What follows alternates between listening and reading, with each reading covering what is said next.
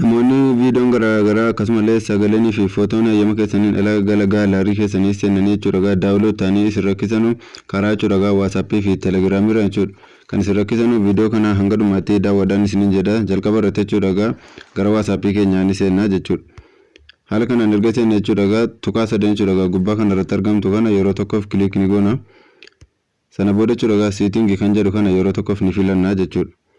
Erga haala kanaatiin seetingii kan jedhu kana filanneeti gara gadiitti jechuudha xiqqoo ol harkisuudhaan storage and data kan jedhu kana yeroo tokkoof kiliik ni goona jechuudha. Sana booda haala kanaatiin nu fida kun akkuma argitan jechuudha jalee kanatti jechuudha wantoota sadii nu fida jechuudha mobile data fi jechuudha akkasumallee wifi connected kan jedhu kana yeroo tokkoof irra ni seenna jechuudha yeroo tokko hundarra ni seenna kun haala kanaatiin yeroo irra seennu kun harri jechuudha yeroo nuti daataa bilbila kan keenyaa dhaabanne footoonii fi audio akkasumallee viidiyoon fi dookumentiin garaagaraa barruun garaagaraa jechuun bilbila keenya irratti hayyama keenyaan ala daawunlood ta'u jechuudha. Kan ofirraa cufuudhaafis raayitiiwwan jiran kana hunda isaanii haala kanaatiin irraa ni balleessinaa. Sana booda okay kan jettu kana yeroo tokkoof ni filannaa jechuudha. Sana booda ammas jechuudha kan lammaffaa irratti argamu kana jechuudha wifi connected kana jechuudha yeroo tokkoof ammas irratti jechuudha kiliik ni goonaa jechuudha.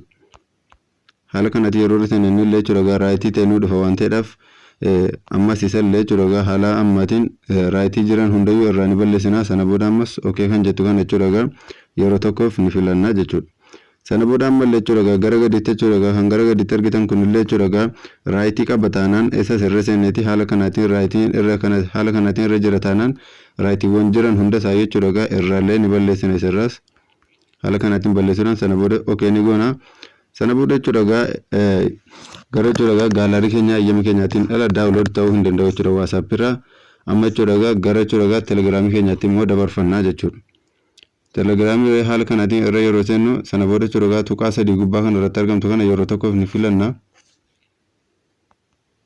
Haala kanaatiin yeroo filanne sana booda isa seetingii kan jedhu kana irra yeroo tokkoof ni seennaa jechuudha.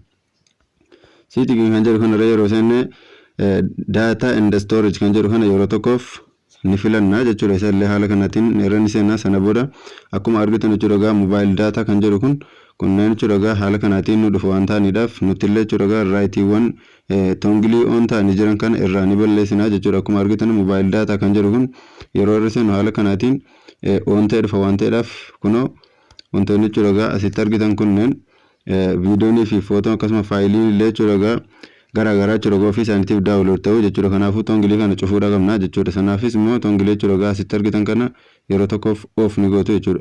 Akkasumallee jechuudha connected to wifi kan jedhu kanallee off ni gootu.